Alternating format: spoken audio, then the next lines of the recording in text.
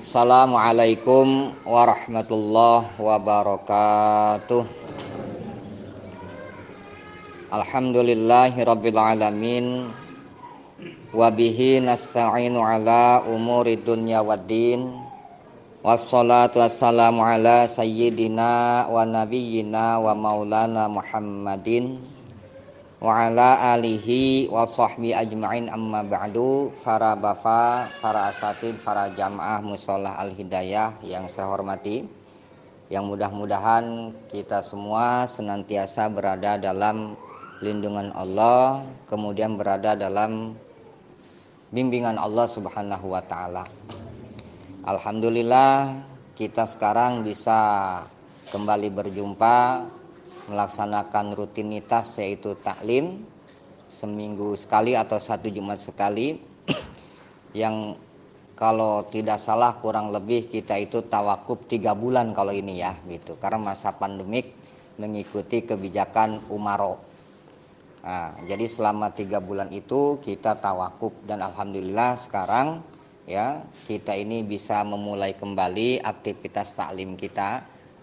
Yang mudah-mudahan ilmu yang kita pelajari menjadi ilmu yang sangat bermanfaat untuk kehidupan kita, bekal hidup kita di dunia, kemudian meraih pahala di akhirat. Kemudian juga saya atas nama pribadi mengucapkan tentunya mohon maaf lahir batin ya, karena yang namanya manusia itu seperti kita ini tidak akan terlepas daripada kesalahan dan kealpaan. Salah saja kita itu tidak bakalan, benar pun tidak akan selamanya. Pasti katempelanku salah, katempelanku benar gitu. Mudah-mudahan kesalahan kita ini kita bisa saling memaafkan satu sama lainnya. Selanjutnya seperti biasa, sebelum kita memulai taklim kita ini, terlebih dahulu kita tabarukan dengan membaca surat Al-Fatihah. Mudah-mudahan pula dengan surat Al-Fatihah ini kita ini apa yang menjadi cita-cita kita Allah kabulkan. Ala hadhihi niyah wa kulli niyatin shalihah ila hadratin nabiyil mustafa Sayyidina wa nabiyina wa maulana Muhammadin sallallahu alaihi wasallam. Al-Fatihah. Ar-Rahmanir Rahim, Maliki yaumiddin, iyyaka na'budu wa iyyaka nasta'in.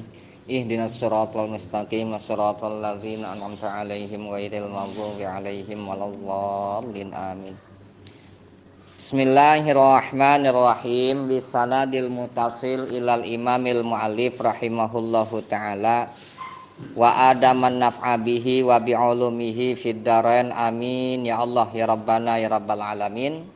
Kita awali pengajian kita dengan membuka materi pelajaran akhlak diambil daripada uraian kitab Nasaihul Ibad halaman ke-13, makalah yang keberapa ini?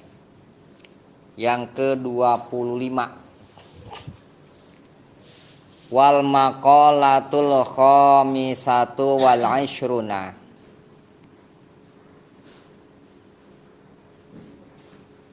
Ruwiya annahu alaihi salatu wassalama kharaja zata yaumin ala ashabihi faqala kaifa asbahtum aidakhaltum fi waqtis sabah. Wal maqalatul khamisatu wal ishruna lan utawi makalah kang kaping 5 lan 20.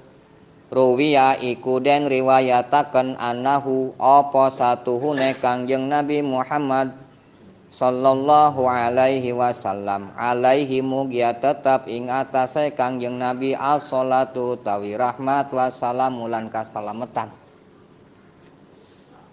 Wal maqalatul khamisatu wal ishruna, dan bermula tentang makalah yang ke-25. Ruwiya adalah diriwayatkan bahwasanya Nabi kita Nabi Muhammad sallallahu alaihi wasallam kharaja beliau Kharaja dzata yaumin, pada suatu hari beliau keluar dari rumahnya, ala ashabihi, mengunjungi para sahabatnya. Faqala, seraya ketika Rasulullah sudah berada di hadapan para sahabatnya, beliau bertanya, kaifa asbahtum, bagaimanakah keadaan kalian di pagi hari kalian. Nah, ini Rasulullah itu ya selalu ya memperhatikan keadaan sahabat-sahabatnya gitu. Salam. Kita juga harusnya begitu gitu. Ya paling enggak kepada keluarga gitu. Nah, ini yang diperhatikan oleh Rasulullah itu yang tentunya yang paling istimewanya adalah tentang keadaan imannya. Kira-kira kita itu suka mempertanyakan keimanan keluarga kita enggak tuh? Gitu. Itu Masya Allah ya. Kita mah kadang-kadang kagak peduli tuh sama keluarga itu. Sampai-sampai punya anak kagak sholat juga adem-adem baik. Gitu. Padahal tuh ya kan, ibadah paling pokok itu, ibadah badaniyah yang paling pokok dan paling utama adalah sholat. Kan gitu. Sehingga ada hadis Rasulullah, sholat itu merupakan tiang agama, ketika didirikan maka berarti kita itu menegakkan agama. Ya kan? As-sholatu imaduddin. Faman aqamaha faqad aqamaddin. Sholat itu merupakan tiang agama dan barang siapa yang menegakkan sholat maka berarti dia telah memperkokoh agamanya. Dan barang siapa yang meninggalkan sholatnya, mantarokaha, barang siapa yang meninggalkan sholat, maka sesungguhnya orang itu dengan sadar telah merobohkan agamanya sendiri. Gitu. Ya, itu efeknya.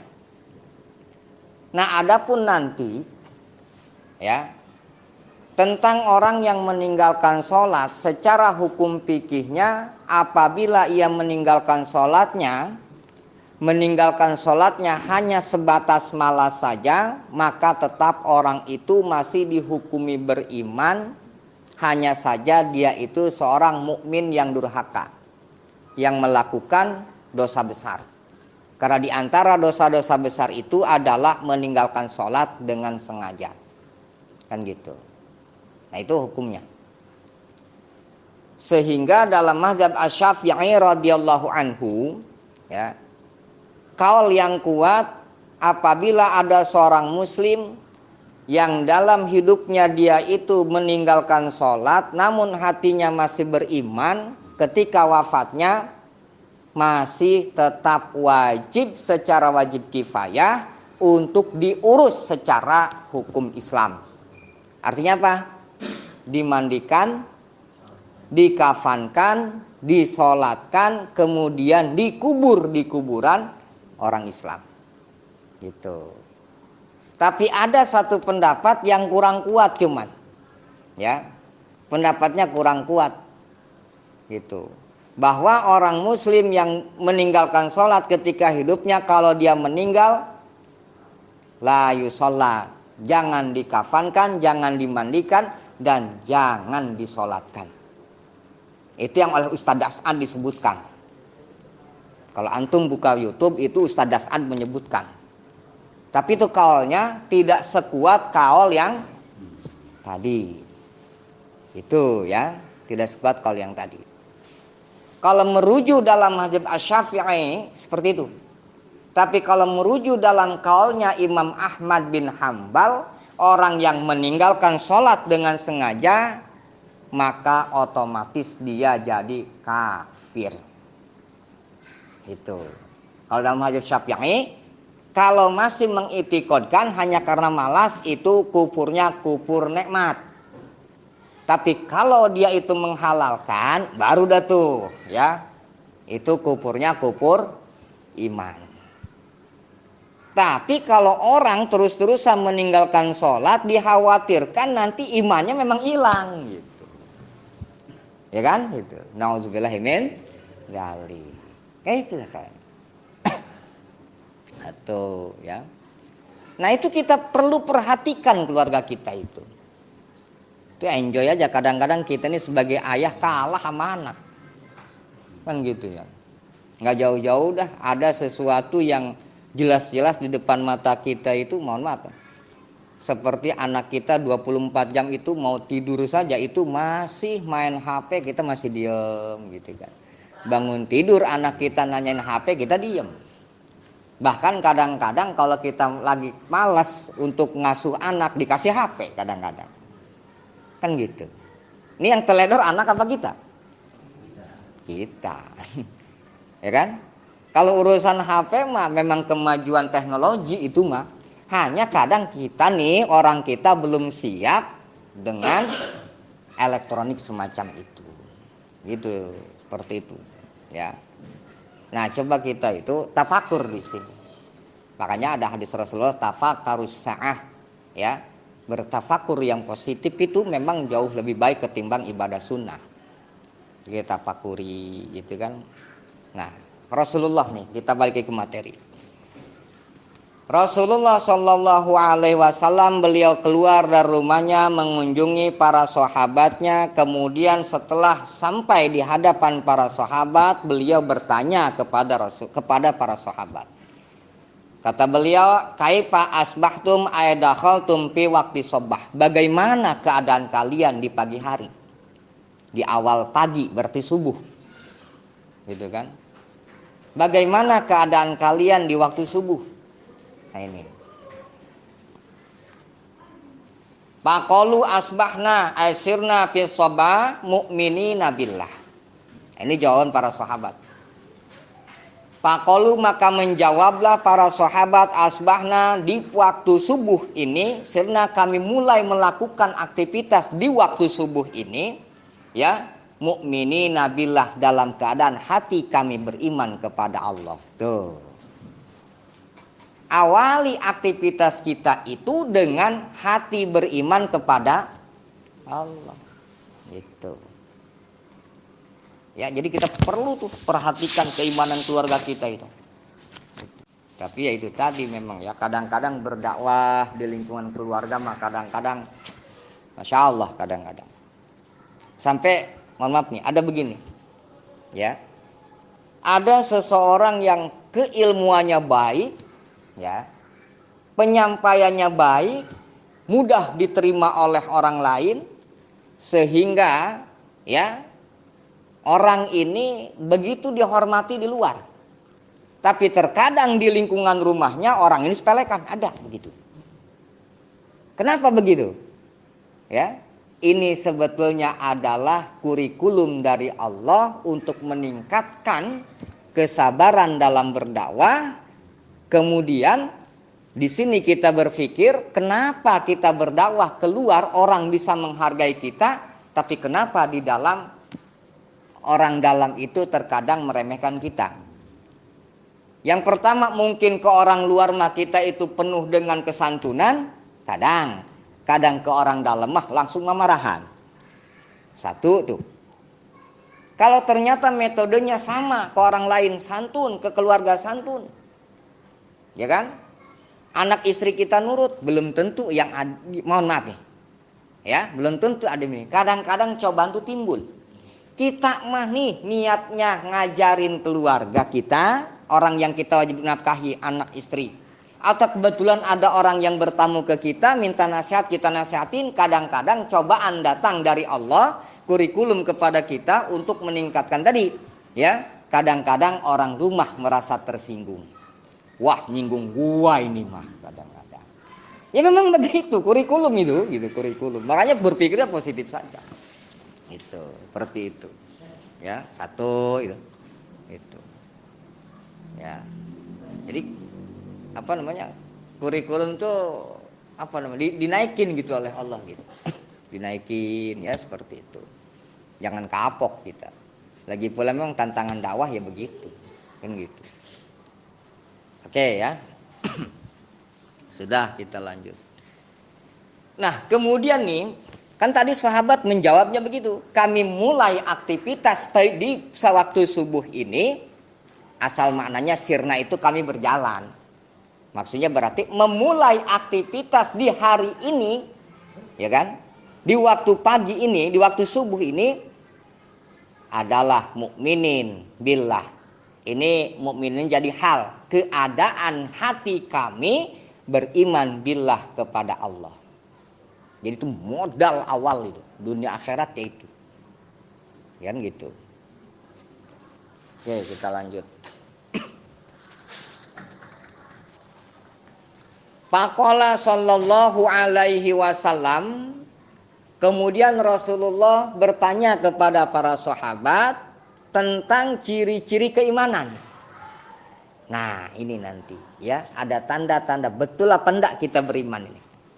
Kan gitu. Ya, ini tanda tanya.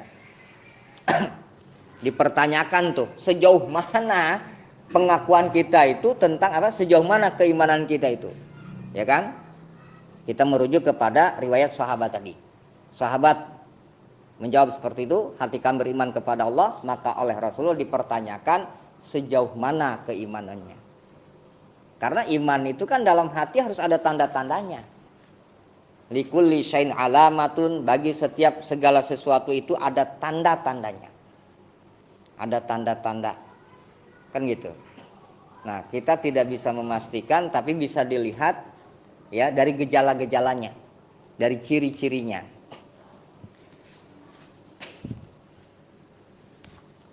Duh, matanya udah mulai lamur. Wa ma alamatu imanikum. Wa ma alamatu imanikum, apakah yang menjadi tanda keimanan hati kalian kepada Allah? Qalu, para sahabat menjawab, nasbiru alal bala. Kami beriman kepada Allah, ciri-ciri keimanan kami kepada Allah itu nasbiru, kami bersabar alal bala, menghadapi ujian dari Allah Subhanahu wa ta'ala. Heta orang kaitannya ujian deh. Kayak corona begitu, kira-kira kita mikir apa enggak, yang tadinya enggak sholat sekarang sholat apa enggak. Kan gitu, kayak gitu. Ya kan? Tapi kan katanya bukan dilarang, sudah bukan. Tapi kan karena ada sesuatu yang menjadi penyebab sehingga diliburkan Jumat. Betul. Ya. Kita tidak bisa menyalahkan umaro dan ulama di situ gitu kan. Nah, tapi apakah nanti ketika Jumatnya ada suatu uzur sehingga ya wacana fikih diberlakukan, yang bertanggung jawab dalam hal ini tentunya para ulama MUI ya di sini ya. Ya, setelah beliau-beliau itu melakukan riset ilmiah tentunya. Sinergi dengan kesehatan kan, ahli kesehatan. Sehingga di satu daerah yang memang zona merah, maka di situ mungkin akhirnya diberlakukan wacana fikih bahwa di situ itu libur gugur Jumat. Bentuk gugur kewajiban Jumatnya adalah libur Jumat. Gitu loh. Tapi apakah sholat zuhurnya gugur? Tidak. Nah, permasalahannya ketika itu digugurkan sholat Jumat, itu kan hanya sementara waktu saja. Apakah dia tidak sholat Jumatnya hanya karena sebatas nerima gugurnya Jumat sebab ada penyakit, atau memang keenakan? Nah itu. Kalau keenakan, ya kan, nggak boleh tetap. Wah enak nih, ya kan? Kalau bisa mah, gitu. Atau kalau keenakan mah tetap kagak boleh. Awas, kalau keenakan, ya kan, emang males gitu, malas sholat Jumat. Kemudian ada kesempatan digugurkan tadi karena ada suatu penyakit, akhirnya dia merasa keenakan gitu.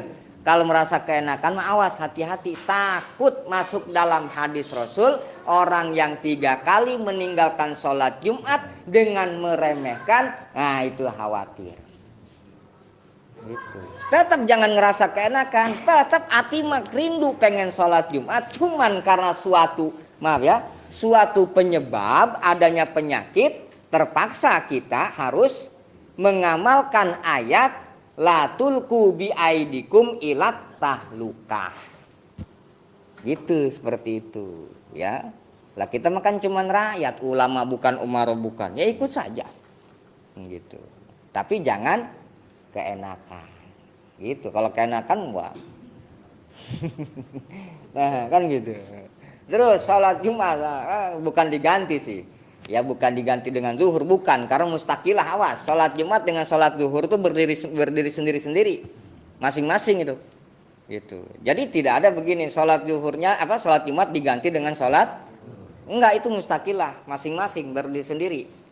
Kayak gini, kalau memang suatu keadaan yang tadi ya, yang menurut ahli kesehatan, wah ini sulit untuk dihindari tingkat penyebaran seperti misalkan begitu ya. Akhirnya beliau itu kan nanya nih hukum fikihnya kepada para ulama. Diadakan riset secara ilmiah gitu. Akhirnya oh bener ini. Misalkan kata mereka, oh ini bener begini. Nah, nanti bisa saja mengeluarkan kaidah ya, ad-doror yuzalu. Madorat harus dihilangkan. Caranya yang sudah kena itu dilarang untuk mengikuti kegiatan-kegiatan yang melibatkan banyak orang. Larangannya khusus kepada orang yang sudah kena. Tapi di lingkungan yang sudah zona merah itulah himbauan. Datanglah gugur Jumat. Yang gugur itu Jumatnya, tapi sholat zuhur mah tidak gugur. Gitu. Nah, sholat apa enggak tuh? Gitu. Setelah ada pandemik begini, pada mikir apa enggak itu? Tapi perasaan main salah-salahan enggak? Kan jelas, walau anna ahlal qura amanu wa taqaw la fatahna alaihim minas sama'i wal ard. Kira-kira kita sudah sampai enggak ke situ? Nah, itu kan. Apakah kita ini lau anna ahlal qura amanu kemudian watakao, hasilnya la fatahna mendapatkan janji Allah, la fatahna alaihim barokah, baik dari langit atau dari bumi. Atau itu malah sebaliknya, yang akhirnya efeknya walakin kazzabu, ujung-ujungnya fa'akhadnahum bima kanu ya. Atung sepada mikir masing-masing. Gitu ya, karena kadang kita nih mohon maaf nih, kata Rasulullah itu dicatat dalam kitab yang namanya Irsyadul Ibad. Ada juga dalam Irsyadul Ibad, orang yang meremeh-remehkan sholat mantahawana ala sholatil maktubah. Siapapun orangnya yang sudah menganggap remeh terhadap sholat yang 5 waktu yang diwajibkan oleh Allah, itu tidak akan tidak akan lolos daripada 12 macam bencana. Itu 2 ketika kita masih hidup, 2 ketika dicabut nyawa, tuh nanti gitu ya, itu ada 12 macam. Di antaranya itu diangkat keberkahan hidup. Nah, diangkat keberkahan orang yang meremeh-remehkan sholat, dicabut tuh keberkahan hidupnya tuh. Tuh. Ya, 1. Lah kalau misalkan yang meninggalkan sholatnya sudah umum, jangan-jangan memang mohon maaf pejabatnya nggak sholat lagi. Lah kalau misalkan sudah semua melebar kemana-mana, berarti semua orang yang meninggalkan sholat terkena bala yang namanya tadi kan, terkena bala yang namanya hilang Nah, atau udah akhirnya mah nyebar itu ketidakberkahan itu. Hanya tinggal mikir di situ. Kadang-kadang dari segi akhlak pun mohon maaf, dari segi akhlak pun itu kadang-kadang mohon maaf lah. Orang lagi ngaji, sholat berjamaah, motor main nyalain aja. Kira-kira itu gimana itu artinya? Padahal kata Rasulullah, awas nih, kita itu harus maaf ya, kun aliman au muta'aliman au mustami'an au muhibban, wala takun khomisan patah lik. Kita harus belajar, upayakan supaya bisa jadi pengajar. Kalaupun belum sampai jadi pengajar dan ternyata memang kita tidak sampai kepada pengajar, muta'aliman harus selalu menjadi pelajar. Kesempatan untuk jadi pelajar ternyata langsung misalkan gitu kan, karena suatu keadaan tidak ada, mustami'an, dengarkan. Kesempatan untuk mendengar langsung ternyata tidak ada, muhiban, timbulkan rasa cinta. Nah ini ada pengajian motor gerum seperti itu. Kira-kira itu muhiban atau masuk kelima? Nah, alah, pengajian ini misalkan walaupun tidak ada kata-kata keluar dari mulutnya, tapi dengan sikapnya yang dia tidak bisa menghargai pengajian, itu menunjukkan hatinya sudah meremehkan kepada majelis yang di dalamnya ada pengaji. Hancur apa enggak?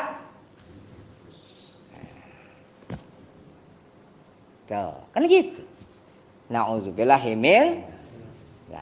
Waduh, Ustadz nyinggung gua, bodoh amat. Gitu. Belum kesinggung bagus, berarti namanya masih punya perasaan. Mudah-mudahan dengan tersinggung jadi sadar. Gitu. Karena orang tersinggung bukan berarti marah. Gitu, paham ya? Sudah, kita lanjut. Itu hati-hati. Aduh, insyaallah. Kita lihat lagi. Ayil imtihan minallahi ta'ala, ciri-ciri keimanan kami kepada Allah itu nasbiru alal bala, ayil imtihan, kami bersabar menghadapi ujian demi ujian dari Allah Subhanahu wa ta'ala. Dan hidup itu adalah ujian. Makanya kalau kita melihat dalam kitab Kifayatul Atqiyah, itu Kifayatul Atqiyah itu kalau tidak salah halamannya halaman 3 apa? Itu ada ungkapan begini. Ya. Nikmat, kesehatan, kemudian ya, sakit, cobaan itu adalah bentuk ujian dari Allah Subhanahu wa taala. Berarti ada orang yang bentuk ujiannya adalah diberikan bala, ada juga yang ujiannya oleh Allah diberikan limpahan harta. Itu ternyata. Ya. Sehingga jika sekiranya mendapatkan ujian dia mampu bersabar, asabahu, Allah berikan pahala.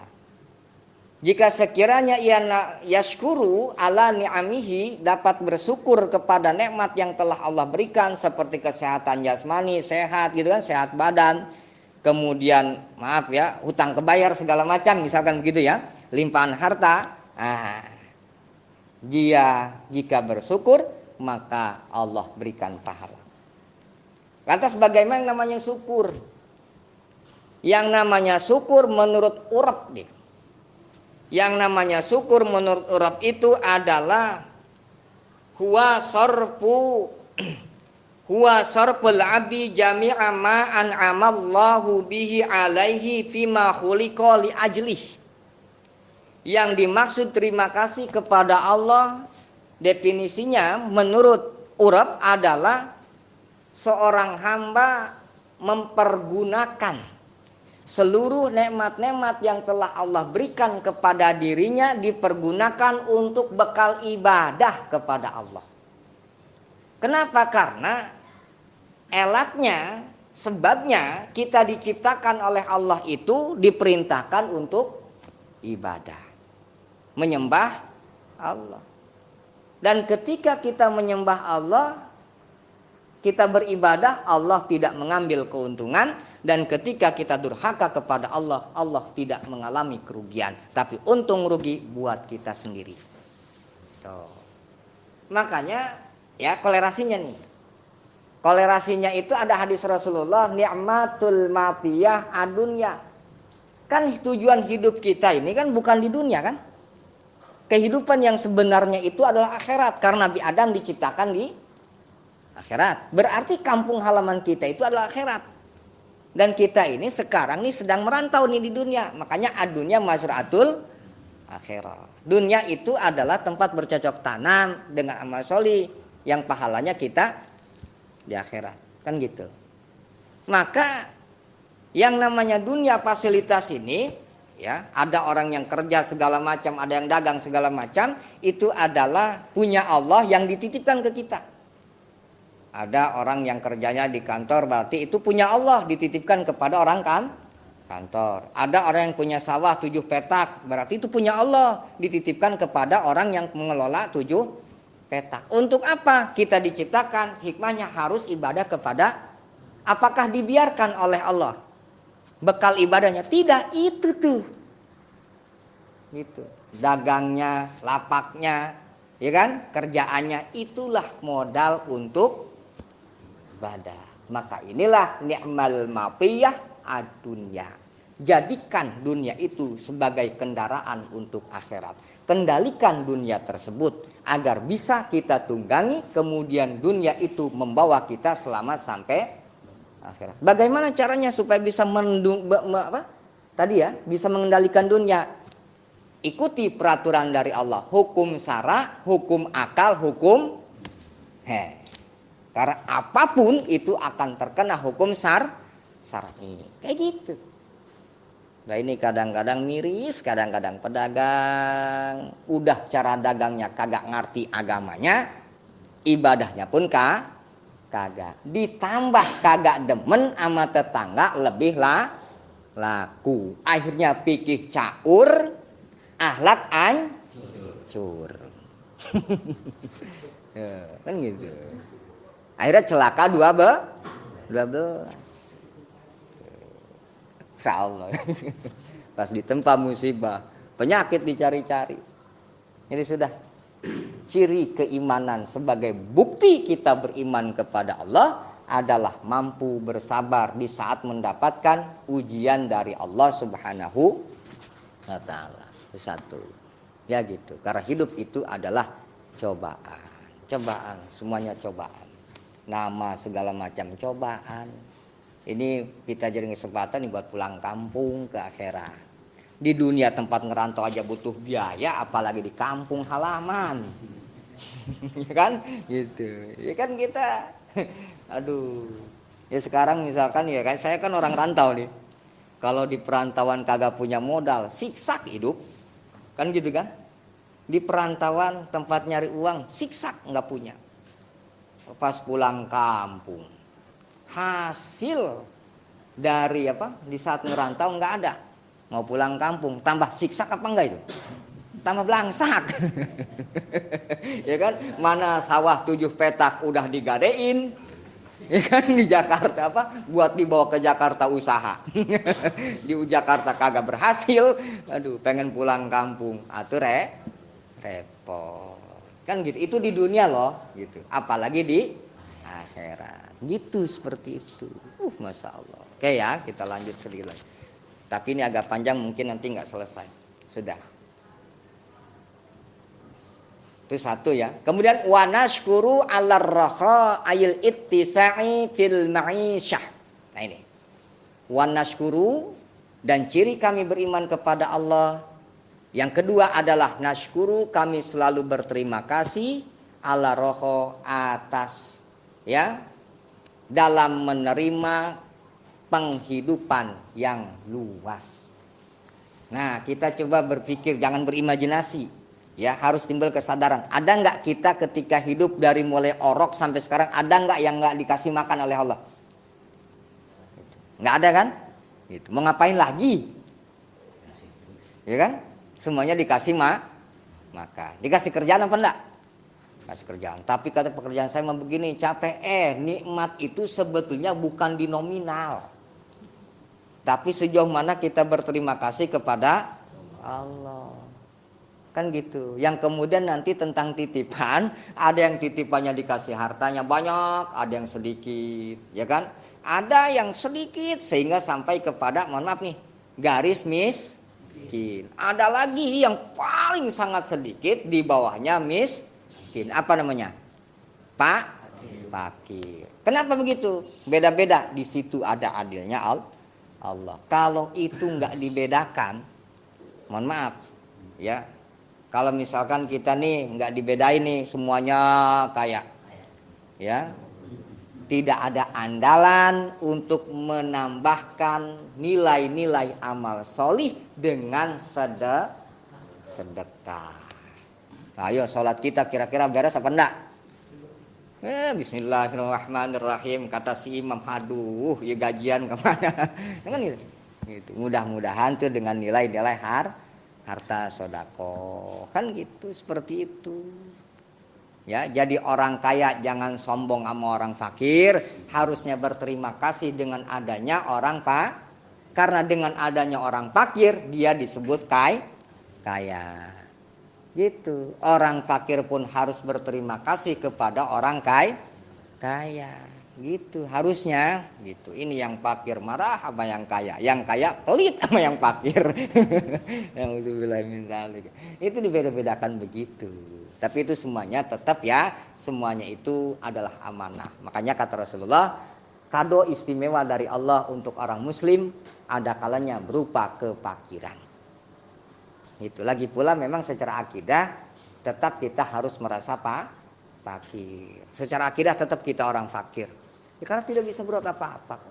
Gitu, seperti itu. Nah, itu ya, sudah, kita lanjut sedikit lagi. Kemudian wangarobo bil qada, yang ketiga ciri bukti keimanan itu kami ridho bil qada, terhadap ketentuan atau terhadap ketentuan, ya. Di sini tafsirnya ada ail hukmil ilahi fi a'yanil maujudati ala ma hiya alaihi minal ahwal fil azali ilal abad. Kami ridho terhadap ketentuan Allah yang telah ditetapkan oleh Allah dari semenjak zaman ajali. Ya, zaman azali itu dari sebelum ada sesuatu apapun yang diciptakan. Kan gitu. Nah, kita sudah ditetapkan dari zaman ajalinya. Bang Buyung di zaman ajalinya bakal lahir di Padang dan jadi orang Padang. Ya gitu. Gitu. Nanti ya akan ketemu dengan Asep orang Pandeglang, pinjam uang pula gitu kan. Ini seperti itu. Itu memang udah begitu gitu. Itu zaman ajalinya. Nanti ketemu dengan Mas Damiri, ya kan? Mas Damiri bakal jadi pedagang sukses. Ya. Oh, boro-boro sukses Pak Ustadz, orang saya mah jualannya juga tokonya sambil didorong, sukses. Kenapa saya bilang sukses? Sukses kok. Ya. Hanya kesuksesan beda-beda. Kenapa saya katakan sukses juga? Lah, barang yang dijual barang halal. Waktunya sholat tidak ditinggal. Mereka yang sibuk dengan harta, ketika mereka itu ya tidak ada waktu untuk ibadah, mungkin untuk urusan dunianya banyak, tapi tetap belum dibilang sukses. Kenapa? Karena hartanya tidak menjadi baik sebagai bekal akhirat. Kan gitu. Cuman bicara-bicara sukses ada macam-macamnya. Gitu, seperti itu. Itu sama ajalinya begitu. Ridho kita nih. Rela hati kita, oh saya mau dagang begini. Ridho itu dari zaman ajalinya, dan itu akan tetap berlaku untuk selamanya. Paham ya? Seperti itu. Itu jawaban daripada para sahabat. Bentuknya begitu beriman kepada Allah. Kira-kira kita itu begitu apa enggak? Ya, kira-kira begitu apa enggak? Masya Allah ya. Pasti kita mengeluh dulu lah. Ya nggak apa-apa sih, emang kita mah ngeluh itu nggak apa-apa. Tapi cari untuk orang apa, untuk keluh kesahnya jangan sebarang orang. Ini tiap sosompang ngeluh baik. Ya, orang itu mohon maaf, si A punya masalah, ketemu dengan temen ya, dengan apa namanya, dengan si Anu ngeluh seputar hidupnya. Jalan lagi, ketemu lagi dengan si B, ngeluh lagi. Ketemu lagi si B, ngeluh lagi. Besokannya ketemu lagi dengan orang yang sama, ngeluh. Yang itu juga. Lama-lama orang sebel bener tuh. Lu ngapain aja? Carilah orang yang bisa membimbing kita. Kenapa? Mohon maaf ya. Di sini apapun yang kita miliki, kesulitan-kesulitan yang kita hadapi, tetap itu adalah imtihan. Ujian-ujian dari Allah. Tapi ketika kita itu ya mendapatkan ujian, kalau kita itu tidak ada pembimbingnya, sulit untuk mau menerima ujian. Maka ketika mendapatkan ujian, agar kita itu bisa lolos dari ujian kemudian naik kelas atau punya nilai, maka tetap harus punya pembimbing. Siapa pembimbing di sini? Kita amalkan hadis Rasul, jalisu al ulama was ya alaikum bimujalasatil ulama wastima'i kalamil hukama. Harus selalu bergaul dengan ulama yang mengamalkan ilmunya dan harus mau mendengarkan nasihat-nasihat ulama ahlul hikmah. Yang dimaksud ahlul hikmah itu ail amilin, ail alimin bizatillah al musibin fi aqwalihim wa af'alihim. Mereka yang tahu tentang akidah, yang dapat membimbing kita tentang akidah, mengenalkan kita kepada Allah, kemudian ucapan dan perilakunya selalu selaras dengan aturan-aturan Allah. Itu yang kita butuhkan. Ya, jadi teangan kiai, teangan habib, guru pembimbing yang bisa membentengi akidah kita tuh. Kemudian gaul dengan ulamul amilin, karena kalau gaul dengan ulamul amilin dua, satu dapat ilmu, kedua diajarkan mengamalkan ilmu gitu. Ini mengaji ngandelin di YouTube aja. Pas yang ditontonnya orang kagak ngerti Quran, tapi sok-sok bicara Quran, akhirnya ulama dari hewan. Kan ada tuh yang begitu. Nauzubillah min dzalik. Ya, siapapun yang tahu kepada Allah ulama. Jadi ulama itu bisa saja daripada kambing kan gitu kan. Nauzubillah min dzalik. Udah ya, gitu. Nah, ini saya kira masih panjang ini, masih panjang. Jadi nanti kita lanjutkan kajiannya ya. Jadi sini sudah ketika mendengar jawaban itu, ya, ketika Rasulullah mendengarkan jawaban-jawaban daripada para sahabat, maka Rasulullah menyatakan seperti ini. Faqala alaihi salatu wassalam antumul mu'minuna haqqan imanan mutabiqan lil waqi'. Kata Rasulullah, kalian beriman kepada Allah dengan keimanan yang sebenarnya. Imanan mutabiqan jelasnya keimanan yang sesuai dengan kenyataannya. Mana? Karena apapun yang terjadi, ya, itu adalah merupakan qada, ketentuan dari Allah yang telah Allah berlakukan, Allah tetapkan di zaman azalinya, kemudian tidak akan berubah untuk selamanya. Terjadi kepada kita dari sononya. Nih kayak pakai baju biru, Bang Buyung baju hijau, itu dari zaman azalinya memang bakal pakai baju hijau gitu. Makanya besok-besok mohon maaf nih kalau ada perempuan gitu ya, yang mohon maaf pakai behel. Pakai behel, kulitnya mulus hitam, ya kan, kulitnya mulus hitam tapi rambutnya dipirangin, pakai bajunya baju biru, celananya merah gitu. Udah nggak usah dikatain, kalau mau dari zaman ajalinya begitu gitu aja. Jadi nggak usah begitu, dari zaman ajalinya begitu. Ya paham ya, seperti itu. Nah itu katanya semua kalau kita begitu tuh, sabar kepada ujian, syukur kepada apa yang Allah berikan, ya, kemudian ridho kepada apa yang telah Allah tetapkan, ya, itu adalah sebagai wujud daripada keimanan kita kepada Allah Subhanahu wa ta'ala. Tapi memang model kita ini pasti kadang-kadang ketika mendapatkan ujian pasti kita itu berat nerimanya, ya. Tapi harus yakin setiap ada cobaan, satu kesulitan, Allah berikan lipatan ganda kebaikannya, bahkan nanti ada kenikmatannya.